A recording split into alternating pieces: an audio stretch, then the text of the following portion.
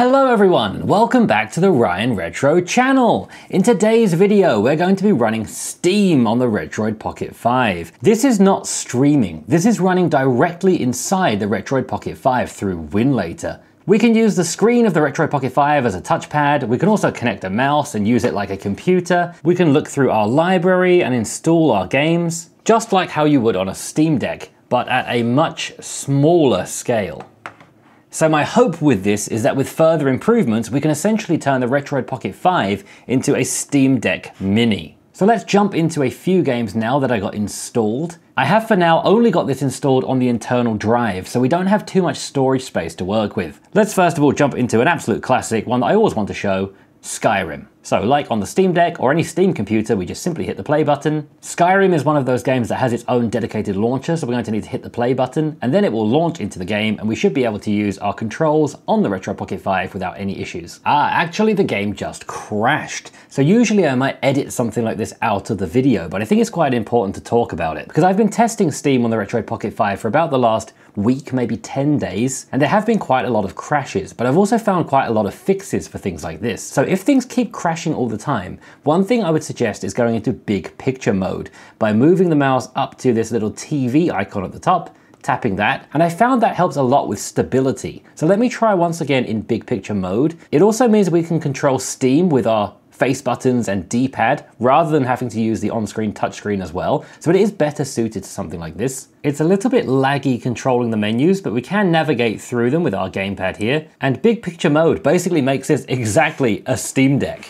So let's try and jump into Skyrim again now. And if you have a Steam Deck or you've used one before, you'll be very familiar with this screen showing which controller you will be using. And I do suggest using the Xbox controller style for the best game compatibility. So as you can see here, it's been recognized as an Xbox controller and the game is now launching. Okay, so I just tried to get Skyrim working about 15 times and it just doesn't load. It's typical because I've been playing it every day for the past week with no problems. Then as soon as I sit down to film the video, it decides it doesn't want to work anymore. That is kind of the nature of something experimental like Steam on the Retroid Pocket 5 right now. We can't really expect to get perfect compatibility like something like the Steam Deck has. And we're really pushing the limits of what's possible here. But I am hoping to show you some success stories today. So let's jump into some games that should be a little bit easier to run. I'll also show you hooking this up to a monitor with a mouse to play some point and click games. And I really want to show you a game that has shocked me that can be run on the Retro Pocket 5 right now. So let's begin with an easy one that shouldn't, fingers crossed, give us any problems,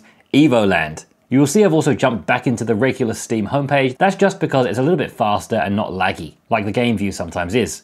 We've immediately loaded into this with no issues whatsoever in just a few seconds. I can continue from my save file, and this game's running really nicely. You can see we have a solid 60 frames per second. Once again, all these tests are being done at 720p, and a game like Evoland is going to run absolutely beautifully here. All of the controls are recognized right away. We don't need to map anything. It's already correctly working, and performance is very, very smooth. Let me show you another few simple, easy to run games like this. So if we want to back out of the game, rather than quitting the whole Steam container and having to load up Steam again, which takes some time to boot initially, the best way I found is to just quit out of the game through the main menu.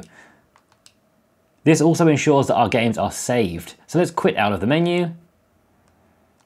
Return to the desktop. It should synchronize our cloud save file as if we were using Steam on a full computer, and we're now able to jump into a different game. This is Iconoclasts, another game that we've been able to run through things like Pluvia and GameHub so far, so I thought it would be a good one to test for this. I actually bought this game specifically for testing Pluvia and Winlator like this, so I've not actually really played it yet, but the game has been running very smoothly on Pluvia and GameHub before, and seeing it load up like this straight away with 60 frames per second, only using 20 or even 15% of the CPU, I am very confident this is going to be a great experience here. And obviously we have the added bonus of it being Steam. So we have all of our save files syncing to the cloud. Let's jump around, let's fight some bad guys, and everything is very smooth. It looks really great running at 720p here. We can use the analog stick, we can use the D-pad. Every control is well recognized. The game is perfectly smooth. Looking at the frame chart up here, you can see there are very little blips. It's quite a nice smooth line here. And this is really my first time really playing through the game a little bit, and it feels nice and fun. So it's one I would like to continue playing. Another thing I'm noticing right now is I don't have any audio. Again, during my testing throughout the past week, that hasn't been a problem. I've had audio in all of my testing. So to now not have audio is a bit confusing. I think restarting the Retroid Pocket 5 will probably fix something like this, or even just restarting Winlator itself. We seem to be in some kind of boss battle here. And as it's getting quite late where I am, and this game seems to be running really well, let's move on to another game and see if we have audio. Once again, I'm going to quit through the main menu, just so I can quickly get back into Steam and launch another game. Once again, you're going to see it synchronize over there. It says 100%, now it's synced with the cloud. And let's try a point and click game, Deponia. As you'll see down here, controllers are not supported because this is a mouse-only game. So before I launch into the game, I'm first going to turn on Bluetooth and make sure my mouse is connected here. There it is. Now let's jump into the game. This is Deponia, a game that is click only, so we do need to use the screen as a touchpad or connect a mouse. And I did just restart my Retroid Pocket 5, and I'm happy to say the audio is working again. So I guess there was just a little bit of a weird bug happening just now. So let's jump into the game. This is a game I must have bought around 10 years ago, and I've probably played for about 5 minutes, but it's one that I always wanted to get into because of the art style. So as you can see, using the screen as a touchpad is actually not a bad experience. It's very smooth. We've got a smooth 60 frames per second here, so it's feeling very smooth and snappy. It's very easy to control. We're able to answer all the questions fine. And one thing I want to show you is that in my experience so far, a lot of the time, if you connect a mouse or a gamepad, and I'll be showing more of this gamepad on the channel soon, it seems to crash Winlator sometimes for me. So let's see if we can control this with this mouse, and hopefully we won't run into any dreaded crashing. So let's just choose any options at random, just see how the game runs. And as you can see, it's running very well. So if you would like to play some point and click games, it does seem like it's working really well. You might want to get a mouse or a touchpad or something, as that is what these games are designed for, but you can absolutely just use the screen of the Retroid Pocket 5 and it does work totally fine. So let's now see if we can connect this up to a monitor and how that would work using it like a computer. So I have this dock, which is actually made for the Steam Deck.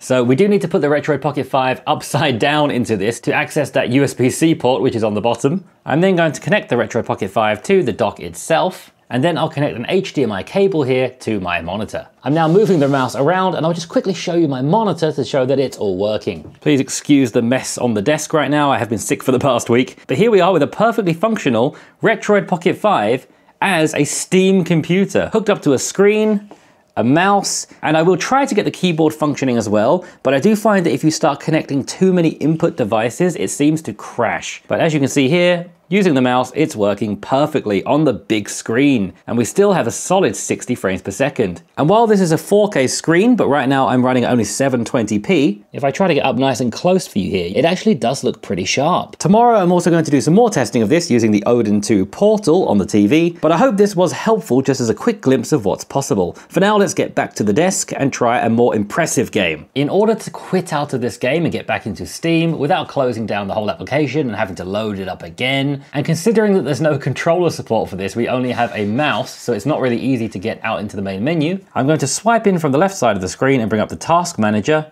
and then going to come to the Deponia exe and end the process. That's obviously not the ideal way of closing this game. It would be much more beneficial to use a keyboard and hit the escape button, which I assume would bring up some kind of menu, but just for the sake of testing, let's jump into a game now that has really blown me away as being playable here on the Retroid Pocket 5, and that's Bioshock Infinite. So here we are inside Bioshock Infinite, and I don't know why, but for some reason the controls have stopped working. It's mapped to the mouse controls. I've been playing this on and off for the past week with no problems whatsoever, but now as soon as I begin filming, it doesn't want to work. I'm just trying to prove to you that this is the game running, it's not some kind of picture on the screen, and the frame rate is around 30 frames per second when action's happening, maybe dipping down into the 20s at times, but it runs pretty smoothly. But I just have to be real with you guys. I've been filming this video for about 3 hours now. I've been sat here for so long, and just everything that was working for the past week, as soon as I sit in front of the camera, it just doesn't work anymore.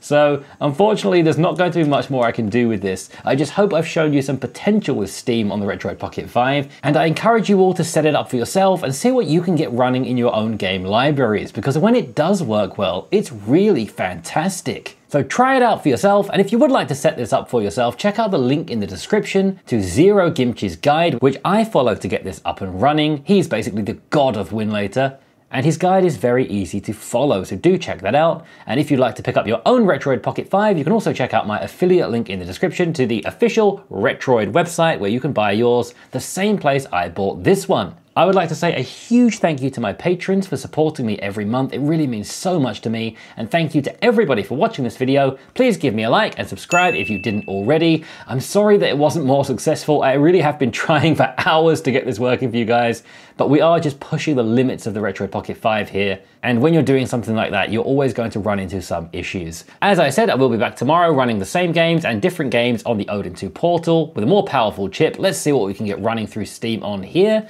So I look forward to seeing you there. Thanks once again for watching. Bye.